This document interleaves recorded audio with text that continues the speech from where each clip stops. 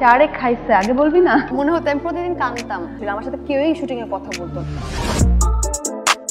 অনেকদিন পর্দায় দেখা নেই দেশীয় অভিনেত্রী নাফিজা তুষির।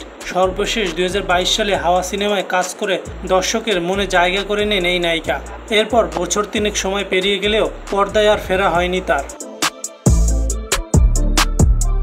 তবে অনেকদিন ধরেই শোনা যাচ্ছিল চুপিসারে দুটি সিনেমায় কাজ করছেন তুষি, তার মধ্যে একটি প্রায় মুক্তির অপেক্ষায়। নতুন খবর হলো এবার রঙ্গমালা হয়ে পর্দায় ফিরছেন তিনি। সরকারি অনুদানে নির্মিত তুষির সেই চলচ্চিত্রের নাম সখী রঙ্গমালা, আর সেখানেই রঙ্গমালা চরিত্রে দেখা যাবে তুষিকে। অভিনয়ে দীর্ঘদিন বিরতির পর তুষির এই ফেরাকে ঘিরে ইতিমধ্যে সিনেমা প্রেমীদের মাঝে কৌতূহল তৈরি হয়েছে। তার রঙ্গমালা হয়ে ফেরা নতুন আলোচনার জন্ম দিয়েছে ঢালিউডে।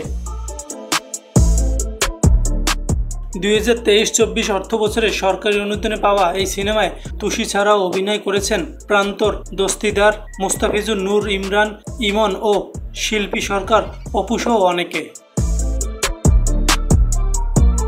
সখী রঙ্গমালা সিনেমার প্রসঙ্গে পরিচালক জানিয়েছে, অনুদানের প্রথম কিস্তি পেয়ে সিনেমার প্রায় 40% শুটিং শেষ করা হয়েছে। বাকি অংশ কাজও শীঘ্রই সম্পূর্ণ করা হবে। চলতি বছরের শেষের দিকে প্রেক্ষাগৃহে মুক্তি পেতে পারে সিনেমাটি বলে জানান তিনি।